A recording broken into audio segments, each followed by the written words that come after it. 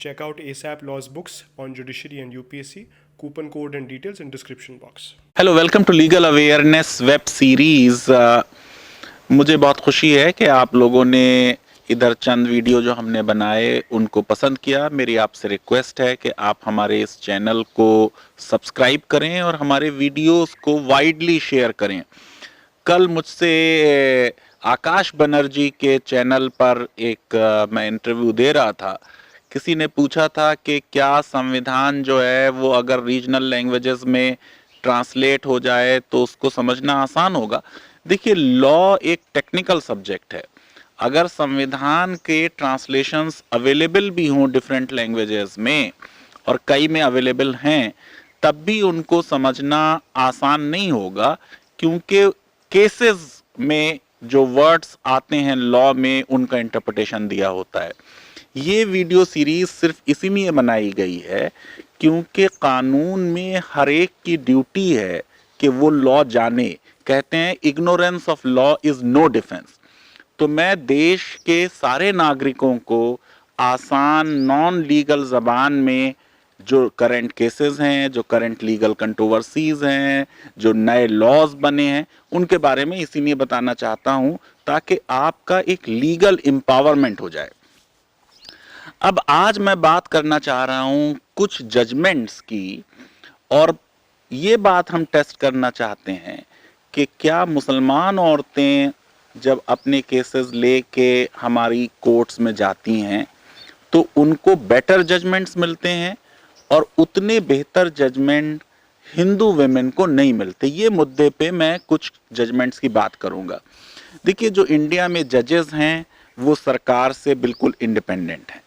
America में जो जजेस होते हैं वो जो पार्टी होती है उसको रिप्रेजेंट करते हैं, इसलिए हम उन्हें रिपब्लिकन जजेस कहते हैं, डेमोक्रेट जजेस कहते हैं। रिपब्लिकन जजेस कंजर्वेटिव होते हैं, डेमोक्रेट जजेस जो हैं लिबरल होते हैं। इंडिया में इस तरह की कोई प्रॉब्लम नहीं है। हमारे जजेस जो हैं वो बिल्कुल इंडिपेंडेंट हैं। वो किसी भी लिटिगेंट का रिलीजन, कास्ट, उसका इकोनॉमिक स्टेटस देख के फैसले नहीं करते हैं। ठीक है, कुछ जजेस लिबरल इंडिया में भी हो सकते हैं, कुछ कंजर्वेटिव हो सकते हैं अपनी पर्सनल आइडियोलॉजीज में। हमने देखा है पास्ट में कुछ जजेस कमिटेड थे सरकार को और कुछ जजेस एक्टिव थे, एक्टिविस्ट जजेस भी रहे हैं। लेकिन by and large Indian judiciary जो है वो इंडिपेंडेंट है। लेकिन अभी अनूप सुरेंद्रनाथ जो नेशनल लॉ यूनिवर्सिटी दिल्ली में प्रोफेसर हैं, उन्होंने रिसर्च की जो लोगों को डेथ पेनल्टी दी गई, और उस रिसर्च में यह पाया कि 76% जिन लोगों को डेथ पेनल्टी अवॉर्ड हुई है वो गरीब हैं, दलित हैं और माइनॉरिटीज के हैं। अब एक चीज जो मैं आज प्रेजेंट आपको करने जा रहा हूं, और जो लोग आपको अंग्रेजी में चाहें वो इंडियन एक्सप्रेस में पढ़ सकते हैं, मैंने उसमें आर्टिकल लिखा है इस पे, कि ये चीज आमतौर से सामने नहीं आई। जैसे इसमें कहा जा रहा है कि माइनॉरिटीज जो है वो ओवर रिप्रेजेंटेड हैं इस पे डेथ रोज पे, कि जब मुस्लिम वेमेन जो कि माइनॉरिटी हैं वो अदालत में जाती हैं तो उनको बेटर और अच्छे जजमेंट्स मिलते हैं। अब जो लेटेस्ट जजमेंट हुआ जिसकी वजह से ये एपिसोड में बना रहा हूं, वो गुवाहाटी हाई कोर्ट का जजमेंट है चीफ जस्टिस लांबा का, जिसमें उन्होंने कहा कि वो हिंदू औरत जो सिंदूर नहीं लगाती या जो चूड़ियां नहीं पहनती, इसका मतलब वो हस्बैंड के साथ नहीं रहना चाहती है, और इसको उन्होंने डिवोर्स की एक वैलिड ग्राउंड माना। फिर ये अभी कर्नाटका हाई कोर्ट का मैटर, रेप का केस है। एक्यूज को एडवांस बेल दे रहे हैं जस्टिस कृष्णा दीक्षित, और उन्होंने उसमें ये नोट कर लिया कि the explanation offered by the complainant that after the penetration of the act she was tired and fail asleep is unbecoming of Indian women. That is not the way our women react when they are ravished. मैं समझता हूं ये बिल्कुल जो है एक गैर जरूरी स्टेटमेंट था। बाद में बहुत इसकी अपोजिशन हुई, हु एंड क्राई हुई, तो उन्होंने फिर ये एक्सपंज कर दिया ये स्टेटमेंट अपने जजमेंट से 2-4 दिन बाद। चंद साल पहले मद्रास हाई कोर्ट ने एक स्ट्रेंज जजमेंट दिया जिसमें उन्होंने कहा कि जो डाइवोर्सीज हैं उनको भी सेक्सुअल प्योरिटी मेंटेन करनी है अगर उनको मेंटेनेंस चाहिए।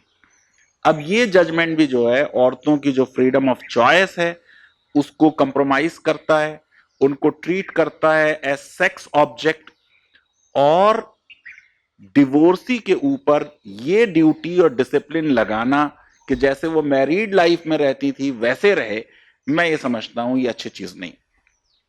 बहुत लिबरल जज रह रहे हैं, बहुत आउटस्पोकन है जस्टिस काटजू। उन्होंने डी वेलेस्वामी के केस में सेकंड हिंदू वाइफ को कह दिया कि वो मिस्ट्रेस है और कीप है और उसको मेंटेनेंस नहीं मिल सकती।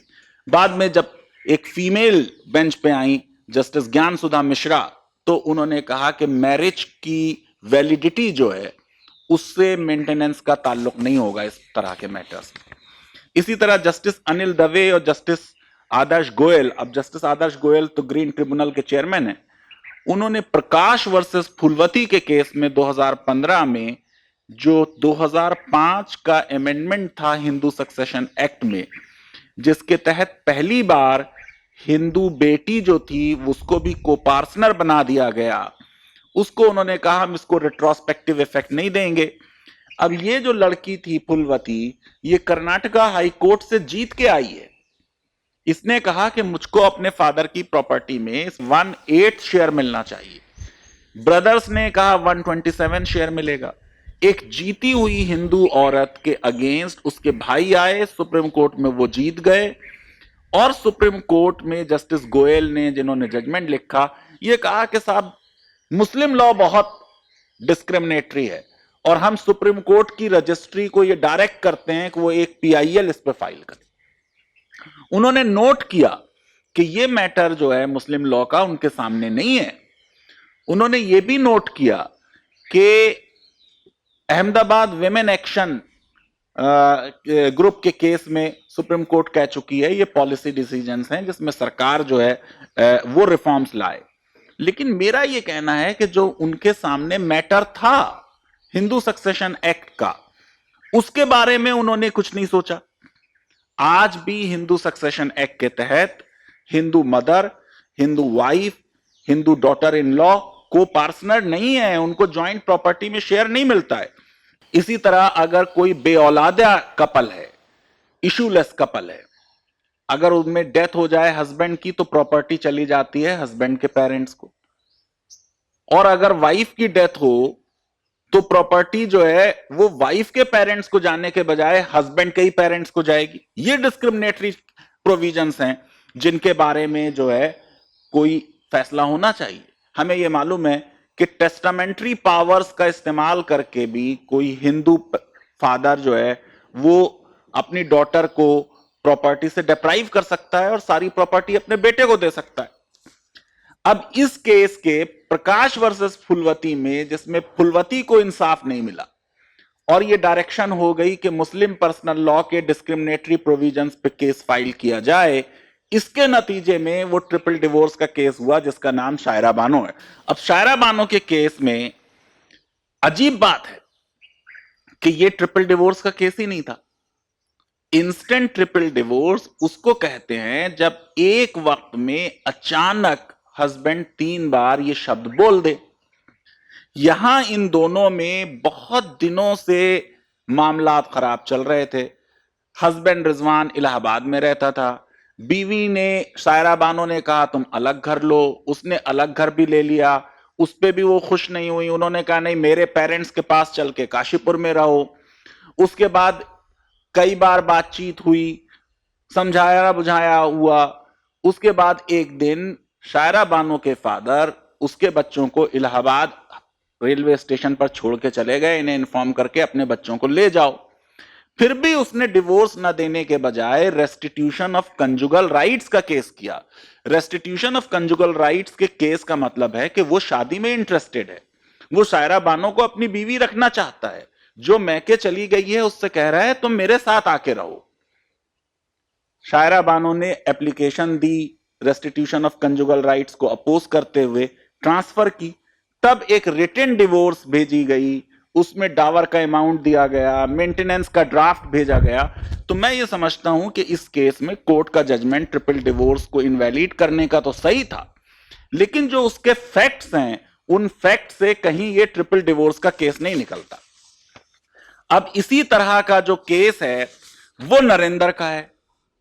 शायरा बानो जो है उससे मिलता जुलता केस बिल्कुल नरेंद्र का है, 2016 का।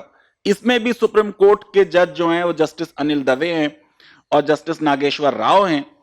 अब इस जजमेंट में क्या हुआ कि इन्होंने ये कहा, यहां पे बीवी ये कह रही थी कि भाई मैं तुम्हारे साथ रहूंगी। जाहिर है कि मॉडर्न जमाने में शादी जो है वो दो इंडिविजुअल्स के बीच होती है, तो वो नहीं रहना चाहती थी पेरेंट्स के साथ। इसको सुप्रीम कोर्ट ने यह कह दिया कि जो औरत सास ससुर के साथ रहने से इनकार करे, इसका मतलब यह इनकार क्रूएल्टी है और हस्बैंड को यह हक है कि वो उसे डिवोर्स दे दे। जिस तरीके से प्रकाश वर्सेस फुलवती में हाई कोर्ट का जजमेंट हिंदू वेमेन के फेवर में गया था, इस केस में भी हाई कोर्ट ने औरत के फेवर में डिसाइड किया था। लेकिन सुप्रीम कोर्ट ने कहा कि in India generally people do not subscribe to western thought where upon getting married or attaining majority, the son gets separated from the family. In normal circumstances, a wife is expected to be with the family of the husband after the marriage. She becomes integral to and forms part of the family of husband. And normally, without any justifiable strong reason, she would never insist that her husband should be separated from the family and live only with her. अब अगर वो integral part है family का, तो वो को partner क्यों नहीं है? फिर दूसरी चीज ये कि इस जजमेंट में जो इंडियन एंड हिंदू ईथॉस हैं उसको कोर्ट ने इंटरचेंजेबली यूज किया। अब ऐसे ही मैं आपको एग्जाम्पल दूं, शाहबानो का केस। शाहबानो के केस के बाद कितना हंगामा हुआ। राजीव गांधी की सरकार ने अपरेंटली सरेंडर किया। गो के एक डील हुई थी, उस डील में यह था कि बाबरी मस्जिद के दरवाजे पहले खोल दिए जाएंगे, जो कि खोले गए, और उसके कई महीने बाद ये लॉ बना जिस लॉ का मकसद था शाहबानो के जजमेंट को पलट देना। अब ये जो लॉ था Muslim women protection of rights on divorce act, इसके कॉन्स्टिट्यूशनैलिटी सुप्रीम कोर्ट में चैलेंज होती है डैनियल लतीफी के केस में। सारी पार्लियामेंट्री डिबेट्स अगर आप देखेंगे तो उसमें यह था कि ये जजमेंट जो है ये गलत है और ये लॉ जो लाया जा रहा है वो इस जजमेंट को अंडू करने के लिए ले जा रहा है। बीजेपी ने बहुत इस पे हंगामा किया और उन्होंने कहा ये अपीजमेंट पॉलिसी है। ह्यूमन राइट एक्टिविस्ट ने, फेमिनिस्ट ने, सबने बहुत अपोज किया इस लॉ को। जब डैनियल लतीफी के केस में इस लॉ को चैलेंज किया गया तो सुप्रीम कोर्ट ने अपनी इंटरप्रेटिव स्किल्स के बिना पर यह कह दिया कि यह लॉ तो टोटली कंसिस्टेंट है शाहबानो से। यानी जो लॉ पास किया गया था शाहबानो को अनड्यू करने के लिए, उस लॉ का यह इंटरप्रिटेशन किया गया कि यह लॉ पूरी तरीके से शाहबानो को ही लागू करता है। यानी इस केस में भी मुस्लिम वुमेन का फायदा हुआ और ऐसे बहुत से केसेस हैं। ऑन द कंट्रेरी आप देखेंगे केसेस जिसमें हिंदू वुमेन जाएंगी और उनको उतना इंथुजियास्टिकली उनके मैटर्स को नहीं सुना जाएगा या फेवरेबल वर्डिक्ट्स उन्हें नहीं मिलेंगी जितनी मुस्लिम वुमेन को मिली है। अब आइए और एक आपको जजमेंट के बारे में बताते हैं। ये राजेश शर्मा का केस है 2017 का। 2 जज बेंच हैं, इसमें भी जस्टिस गोयल हैं और जस्टिस ललित हैं।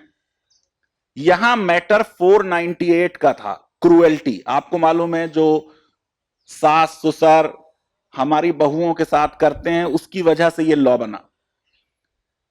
अब यहां इन्होंने नोट किया कि इस प्रोविजन का अक्सर मिसयूज हुआ है। यह बात भी सही है, मिसयूज हुआ है और इसी वजह से लो कन्विक्शन रेट है। तो भैया पोटा में और टाडा में और एनआईए में और एंटी टेरर लॉस के तहत भी लो कन्विक्शन रेट है, तो क्या उसको भी हम खत्म करेंगे? अब यहां प्रकाश वर्सेस फुलवती की तरह प्रॉब्लम लॉ में नहीं थी कि आप लॉ को रिट्रोस्पेक्टिव ऑपरेशन का मुद्दा नहीं था।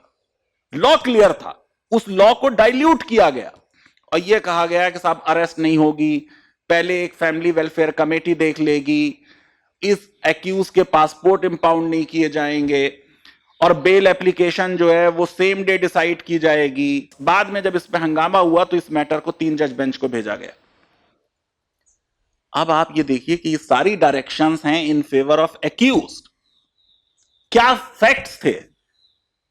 फैक्ट्स ये थे कि इस लड़की से जहेज मांगा गया, 3 लाख रुपए मांगे गए, कार मांगी गई, जब उसकी फैमिली नहीं दे पाई, प्रेग्नेंट है वो, पैथेटिक कंडीशन में उसको पेरेंट्स के घर के सामने छोड़ के चले गए, उसकी वजह से उसकी प्रेगनेंसी का टर्मिनेशन हो गया। लोअर कोर्ट ने नोट किया कि उसको टॉर्चर किया गया है, फिर भी जो फैसला जा रहा है वो जा रहा है इन लॉज के फेवर में। और जैसा मैंने आपको बताया, बाद में जस्टिस दीपक मिश्रा चीफ जस्टिस थे, इस मैटर को 3 जज बेंच को रेफर किया गया।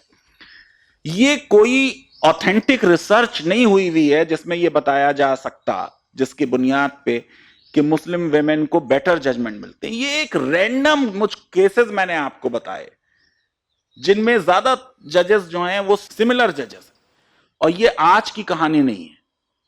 1983 में हरविंदर कौर के केस में constitutionality of section 9 Hindu marriage act, वही रेस्टिट्यूशन ऑफ कंजुगल राइट का मुद्दा था। Justice A.B. रोहतगी, जो फादर हैं मुकुल रोहतगी जी के, जो अटॉर्नी जनरल रहे इंडिया के, उन्होंने देखी कैसी कंट्रोवर्शियल ऑब्जर्वेशन की।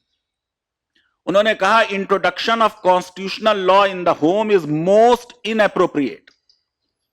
It is like introducing a bull in China shop. It will prove to be a ruthless destroyer of marriage institution and all that it stands for. In the privacy of home and the married life, neither Article 21 nor Article 14 have any place. ये बड़ी खुशी की बात है कि अब supreme court ने 2-4 महीने पहले इस केस को सुनने के लिए राजी हो गए हैं कि constitutionality of restitution of conjugal right, उसकी संवैधानिकता पर अब सुप्रीम कोर्ट का फैसला आएगा। लीगल अवेयरनेस वेब सीरीज आपको पसंद आती है तो मेरी रिक्वेस्ट है कि आप हमारे इस वीडियो को वाइडली शेयर करें और हमारे चैनल को सब्सक्राइब करें और बेल आइकन जरूर क्लिक करें। बहुत बहुत शुक्रिया, धन्यवाद, थैंक यू वेरी मच।